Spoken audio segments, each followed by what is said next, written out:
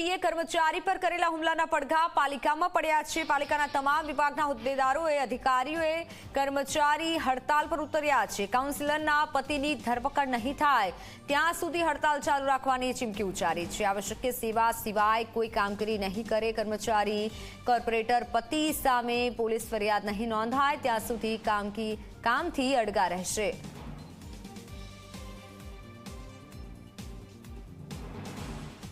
અમારા સાથી કર્મચારી પર ફિલ્ડમાં કામગીરી કરતી વખતે માન્ય સભાસદશ્રીના પતિ દ્વારા હુમલો કરવામાં આવેલો છે। તે બાબતે અમે સૌ એકઠા થઈને નિર્ણય કરેલો છે કે આવશ્યક સેવા સિવાયની તમામ સેવાઓને હાલ પૂરતી બંધ રાખીએ અને શહેરના નાગરિકોને તકલીફ ના પડે એ રીતે અમે પણ અમારો વિરોધ નોંધાવી રહ્યા છીએ।